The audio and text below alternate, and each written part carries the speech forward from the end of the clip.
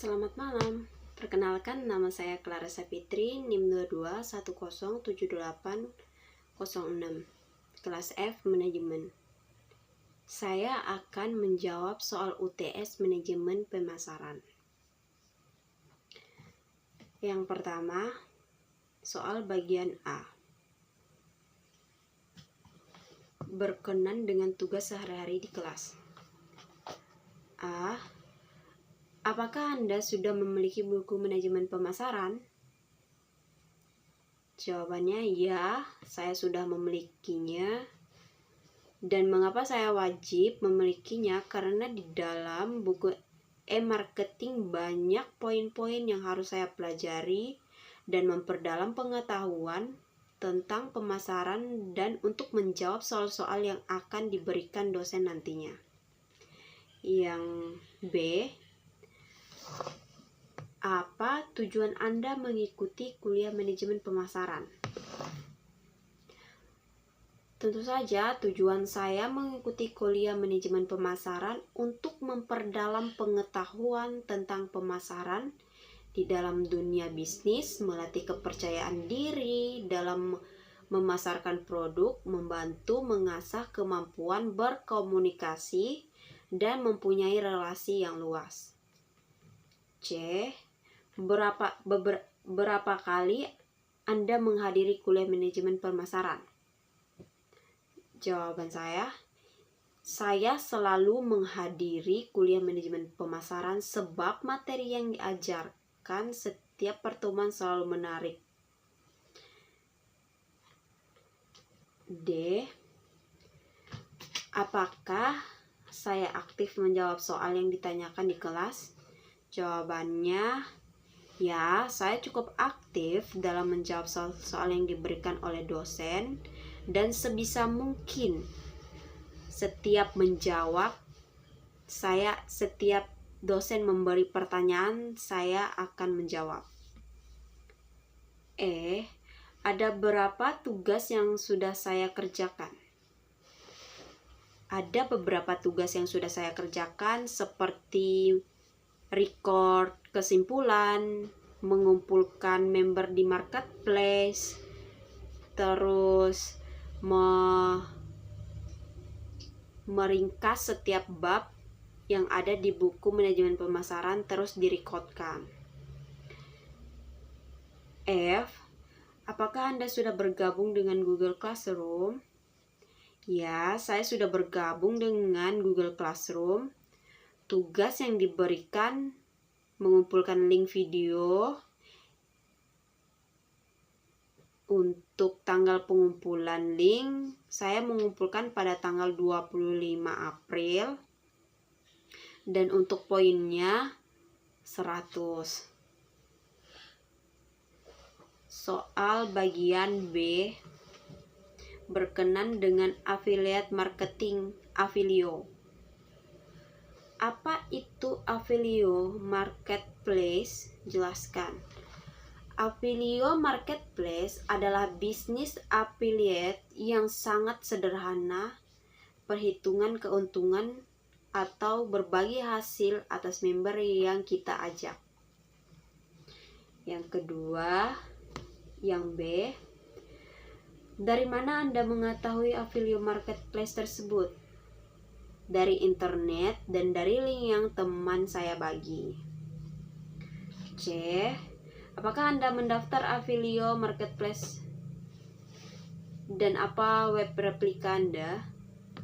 Ya, saya mendaftar dan web replika saya adalah Clara.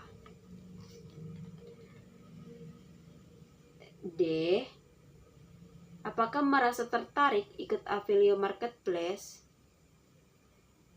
Ya, saya tertarik sebab toko Affilio menyediakan keuntungan bagi siapa saja afiliator yang mendaftar, dan income-nya besar dan daftarnya juga gratis.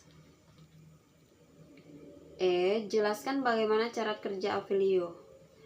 Cara kerjanya sederhana, sama seperti marketplace lainnya. Kita hanya perlu perlu membagi link produk, lalu kita akan mendapatkan keuntungan atau komisi apabila ada pembelian yang menggunakan link kita. Cara kerjanya juga kita memberikan link kita kepada orang-orang yang mau bergabung dengan kita. F.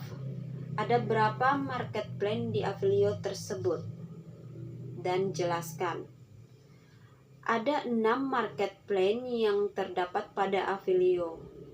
Yang pertama, keuntungan mengajak orang bergabung di afiliasi. Semakin banyak kita mengajak orang bergabung, maka potensi income-nya semakin besar. Yang kedua, pastikan sudah menjadi afiliator inti.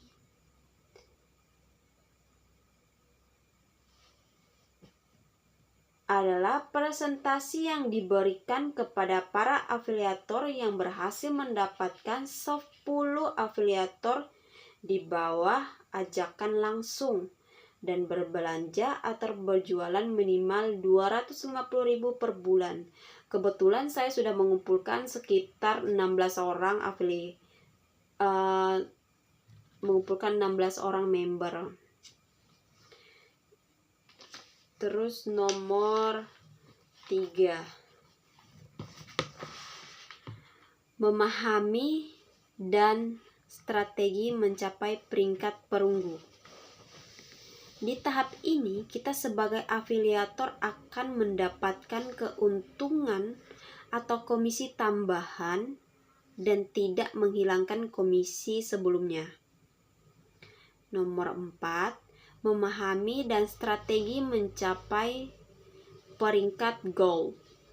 Sama seperti peringkat perunggu, peringkat gold akan mendapatkan keuntungan atau komisi yang tidak terbatas dari afiliator di bawah kita.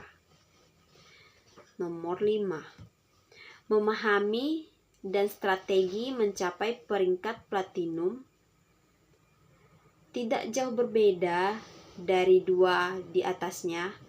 Peringkat platinum akan mendapatkan komisi yang tidak terbatas dari setiap penjualan atau pembelanjaan afiliator di bawah kita dan akan mendapatkan komisi lebih jika kita berhasil membantu 2 afiliator di bawah kita atau 2 jalur yang berbeda menjadi platinum. Nomor 6, memahami dan strategi mencapai peringkat diamond. Sama seperti 3 di atasnya, peringkat diamond akan mendapatkan komisi yang tidak terbatas dari setiap pembelian atau penjualan afiliator di bawah kita. Soal G, jelaskan bagaimana komisi yang ditentukan oleh Avilio tersebut. Komisi yang didapatkan tergantung dari seberapa banyak orang yang kita ajak bergabung menjadi afiliator menggunakan link yang kita berikan. Setiap pembelanjaan atau penjualan afiliator di bawah kita, maka kita akan mendapatkan keuntungan atau komisi.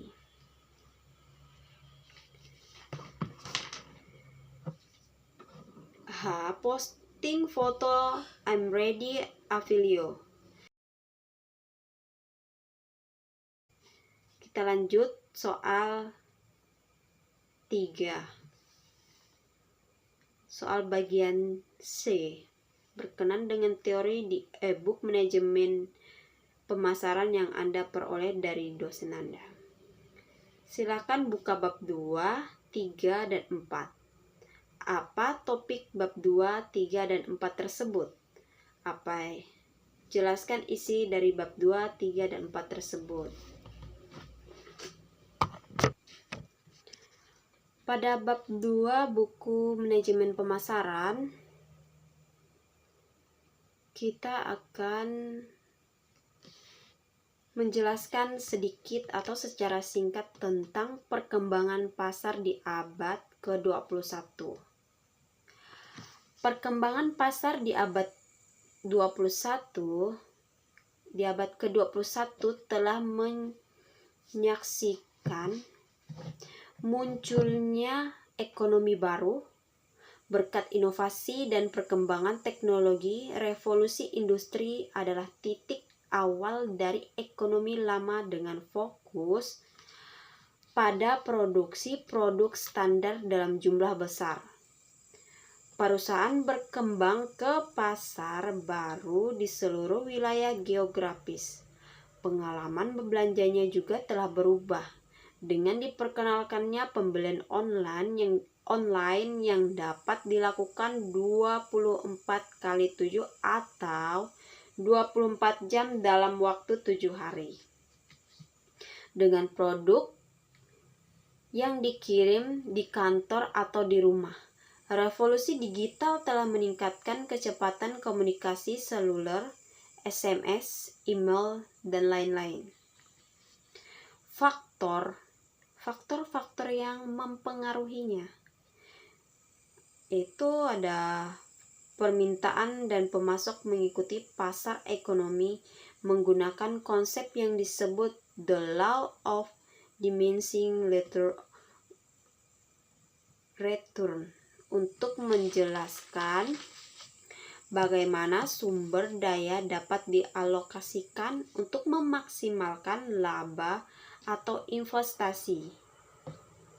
Alokasi anggaran untuk bisnis. Jumlah dana yang didedikasikan untuk upaya pemasaran bisnis kecil menengah ke besar. Anda secara langsung terkait dengan penjualan dan kesuksesan perusahaan Anda sendiri. Ekonomi nasional. Ekonomi nasional mempengaruhi hampir setiap bisnis kecil dan perusahaan besar dengan hampir semua cara yang memungkinkan. Tren ekonomi. Tren ekonomi seperti tren fashion, mereka bergeser secara teratur dan didasarkan pada jumlah faktor konkret dan tidak berwujud. Makmur, boom times. Pada saat kesuksesan ekonomi, pemasaran Anda bisa mulai tumbuh tak terkendali. Transaksi pesaing. Bisnis Anda mau tidak mau harus berusaha dengan pesaing yang menawarkan produk serupa dengan harga yang sama atau bahkan lebih rendah. Utilitas ekonomi menyatakan bahwa konsumen akan membeli barang-barang yang meningkatkan kepuasan pribadi. Perubahan industri. Seluruh industri mulai mati saat produk baru masuk ke pasar atau saat selera konsumen berubah. Pemasaran di Indonesia. Di Indonesia terdapat beberapa pasar regional yang besar dan lebih banyak ceruk pasar mikro. Pasar konsumen tersebut di sekitar 17.000 pulau, di mana seller dan preferensi bervariasi, harga juga bervariasi dengan campuran budaya, ukuran, populasi, dan tingkat perkembangan ekonomi yang berbeda membuat pemasaran di Indonesia menantang. Konsultan manajemen McKinsey mendedikasikan tren konsumen yang luas dari preferensi merek, dinamika perkotaan, menuju pasar, menjadi digital. Peluang pasar di Indonesia ada profil konsumen. Usia median di Indonesia adalah 29,7 tahun 7% pada tahun 2020. 26,2% penduduk berusia di antara 0 dan 14 tahun. 67,7% berusia antara 15 tahun dan 64 tahun. Dan 6,05% berusia 60 tahun ke atas. Indonesia berpenduduk lebih dari 270 juta jiwa. Separuh adalah laki-laki dan separuhnya lagi perempuan. 56,4% penduduknya adalah perkotaan dan kota utama dalam hal jumlah penduduk adalah Jakarta, Surabaya, Medan, dan Bandung. Daya beli konsumen Indonesia. Belanja rumah tangga di Indonesia merupakan penyumbang utama PDB negara, meningkat dan membaik hingga 2019. Meskipun diperkirakan turun pada 2020 akibat pandemi COVID-19. Perilaku konsumen Indonesia. Indonesia telah mengalami tingkat pertumbuhan yang konsisten selama beberapa tahun yang tercermin dari peningkatan penduduk termasuk pendapatan yang dapat dibuang sehingga meningkatkan pengeluaran rumah tangga secara keseluruhan. Konsumen cenderung setia pada merek. Meskipun merek tersebut bukan pilihan termurah, terutama dalam hal produk rumah tangga dan perawatan pribadi serta makanan dan minuman. Bab 3. Bab 3 ada perencanaan strategi pemasaran. Pada bab ini saya akan menjelaskan secara singkat mengenai konsep dasar strategi pemasaran, proses perencanaan pasar, langkah-langkah, tipe perencanaan pemasaran, dan faktor, sistem, dan proses pentingnya pemasaran. Pertama, konsep perencanaan pemasaran. Secara sederhana, perencanaan pemasaran adalah suatu urutan kegiatan menuju penetapan sasaran pemasaran dari formulasi rencana untuk mencapai sasaran tersebut. Apa itu rencana strategi pemasaran? Perencanaan strategi pemasaran melibatkan pembuatan peta jalan untuk memberitahu Anda bagaimana Anda akan menjual produk atau layanan Anda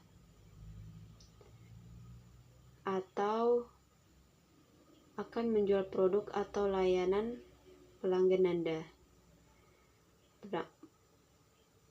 Mulai dengan menganalisis situasi, menentukan pelanggan ideal, menetapkan tujuan pemasaran, memiliki alat pemasaran, menganggarkan dana.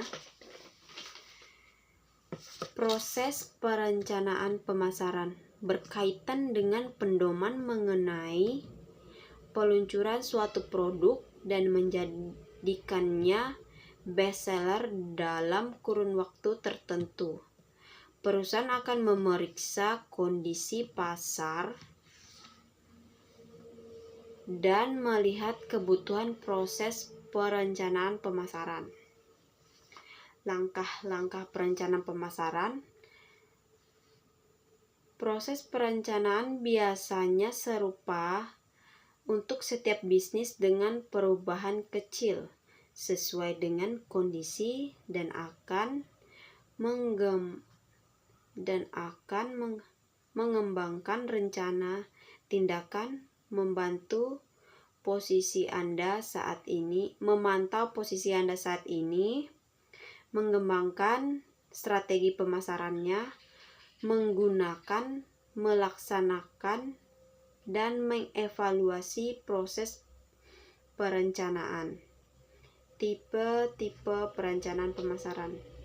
Melakukan perencanaan pemasaran jangka panjang dan melakukan perencanaan pasar jangka pendek. Faktor yang mempengaruhi perencanaan pemasaran ada faktor internal, faktor industri, faktor alami. Kesulitan dalam perencanaan pemasaran. Memiliki keragaman alternatif, perubahan biaya yang relatif cepat, konsumsi waktu, kesulitan riset pemasaran, kemampuan manajemen yang tidak memadai, mahal dan perubahan yang sering terjadi dalam kegiatan pemerintah. Sistem perencanaan pemasaran. Perusahaan yang berbeda mengadopsi struktur organisasi berbeda yang cocok untuk mereka dalam kategori luas. Struktur ini berupa ada sebuah organisasi berorientasi produk, organisasi berorientasi pelanggan, organisasi berorientasi pasar, organisasi berorientasi fungsi. Proses perencanaan pemasaran. Philip Kotler telah menunjukkan bahwa saat mempersiapkan rencana pemasaran harus mempertimbangkan situasi berikut. Harus diagnosis, prognosis, tujuan strategi, taktik, dan kontrol.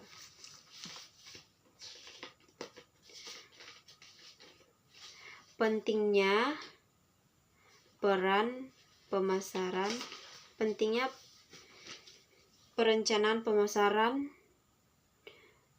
untuk mengimbangi ketidakpastian masa depan, melakukan analisis ekonomi dan operasi, membantu dalam koordinasi, membantu mengontrol, membangun kepuasan konsumen, dan membantu mencapai tujuan organisasi.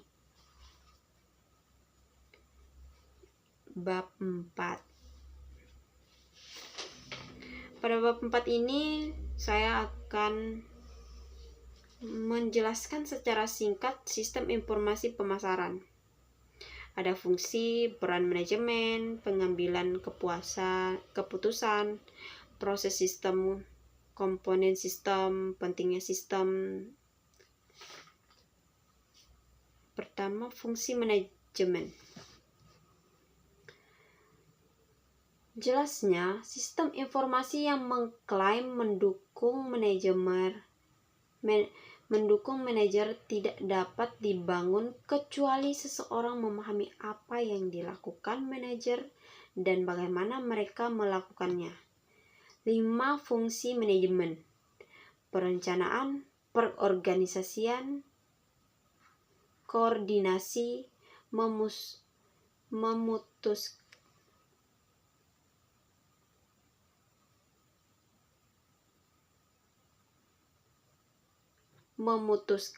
mengontrol. 5 karakteristik manajemen. Ada volume tinggi pekerjaan, kecepatan tinggi. Ada variasi, fragmentasi, singkatnya, preferensi masalah saat ini, ada hoax spesifik, jaringan interaksi yang kompleks dan kontak, preferensi yang kuat untuk media verbal, Terus peran manajerial. Peran manajerial. Mintzberg mengungkapkan bahwa aktivitas manajerial terbagi dalam 3 kategori. Ada interpersonal, pemrosesan informasi, dan pengambilan keputusan. Peran interpersonal yang penting adalah sebagai figur kepada organisasi. Kedua, seorang manajer bertindak sebagai pimpinan, berusaha untuk memotivasi bawahan. Terakhir, manajer bertindak sebagai penghubung antara berbagai tingkat organisasi dan di dalam setiap tingkat di antara tingkat tim manajemen. Pengambilan keputusan. Pengambilan keputusan sering dilihat sebagai pusat dari apa yang dilakukan manajer, sesuatu yang menyita sebagian besar waktu manajer. Pengambilan keputusan dibagi 3 jenis. Ada strategis, pengendalian manajemen, dan pengendalian operasi. Proses sistem informasi pemasaran. Karena setiap informasi melibatkan beberapa biaya, peluang, serta biaya nyata, penting untuk secara bijak memilih subjek atau bidang yang memerlukan penerapan sistem informasi pemasaran dan memutuskan metrik yang sesuai. Komponen sistem informasi pemasaran. Sistem informasi pemasaran dalam struktur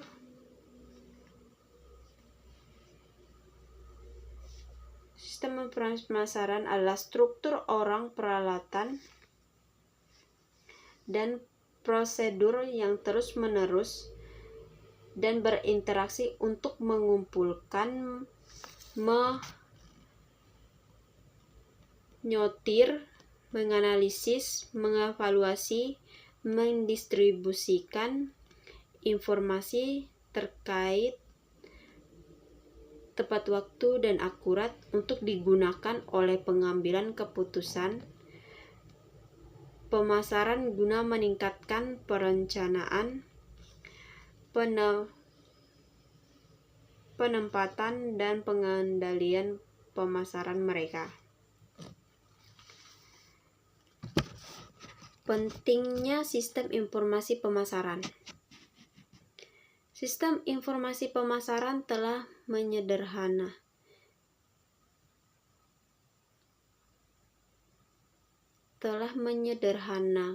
tugas pengambilan keputusan dengan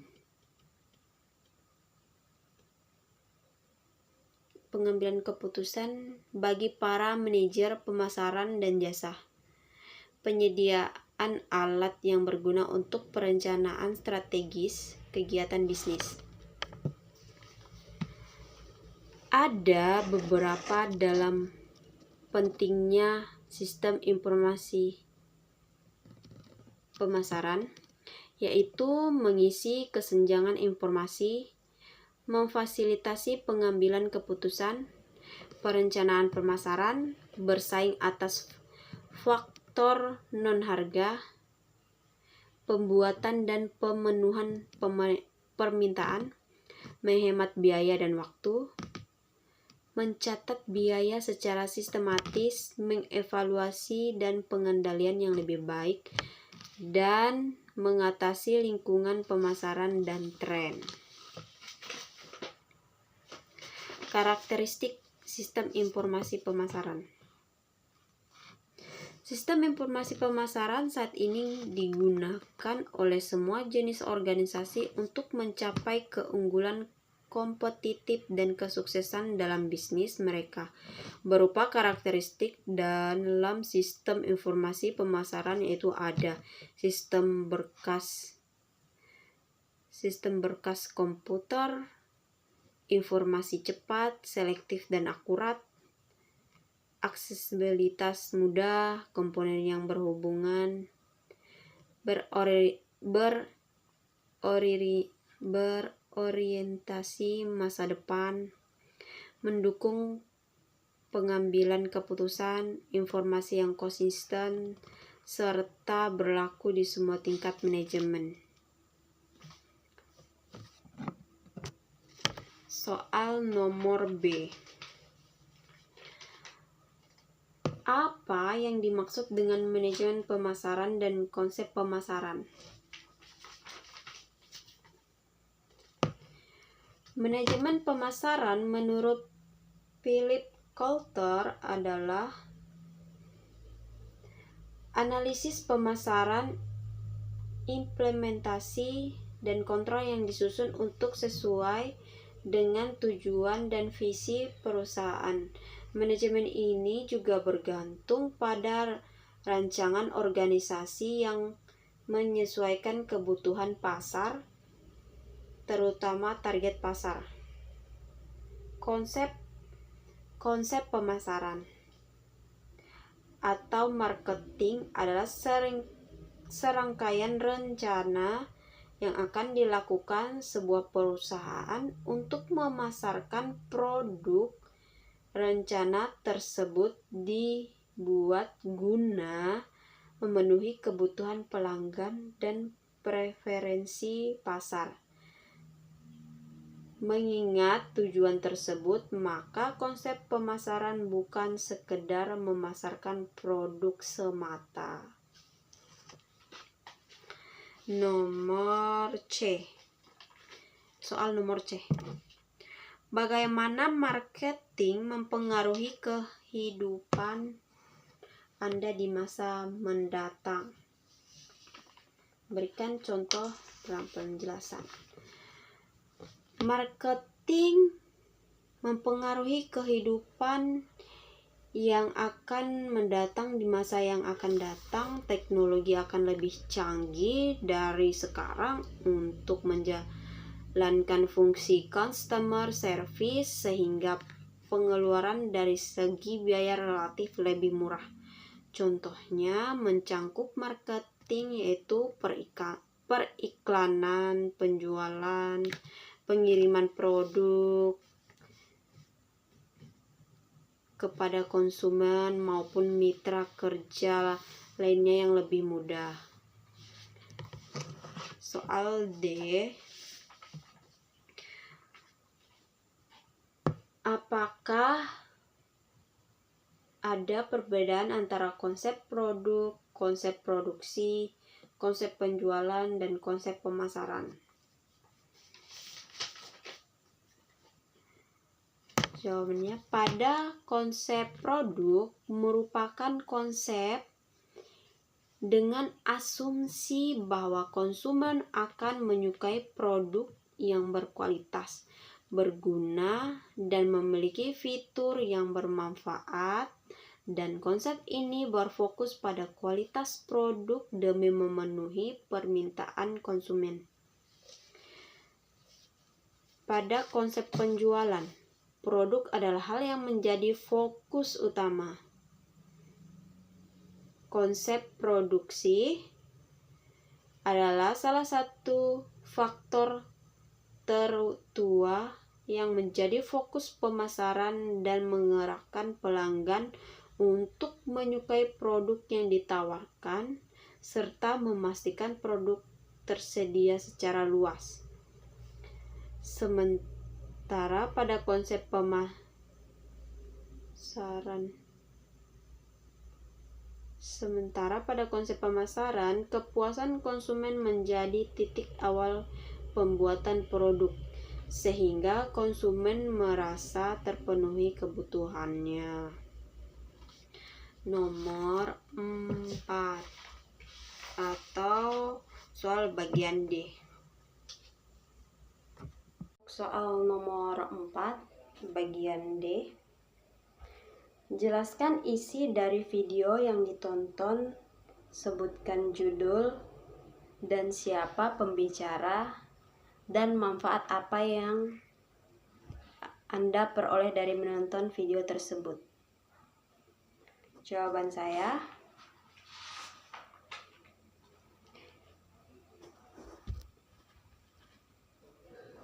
judul video tersebut mata kuliah manajemen pemasaran dengan dosen Dr. Ahmad Ikhwan Setiawan SE MT. Isi dari videonya, beliau menyampaikan pengertian dari manajemen pemasaran, terus pelaku manajemen pemasaran, sejarah manajemen pemasaran, pentingnya manajemen pemasaran, memahami ilmu manajemen pemasaran, kegiatan dalam manajemen pemasaran, digital marketing, dan teknologi marketing. Pengertian manajemen pemasaran: serangkaian proses, analisis, perencanaan, pelaksanaan, serta pengawasan, pengendalian kegiatan, pertukaran produk atau jasa antar pelaku bisnis dalam mencapai target secara efektif dan efisien. Pelaku manajemen pemasaran ada pengecer, pemasok, pembeli, dan perusahaan. Sejarah manajemen pemasaran: meningkatkan nilai pertukaran, menjual produk pabrik, memperluas pangsa pasar, memuaskan kebutuhan konsumen, dan jejaring pemasaran. Pentingnya manajemen pemasaran: menyampaikan produk, mendukung proses, memahami kebutuhan konsumen, menganalisis kebutuhan dan dana. Memahami ilmu manajemen pemasaran yang terdapat di dalamnya ada manajemen pemasaran, manajemen MSDM, manajemen produksi, dan manajemen keuangan.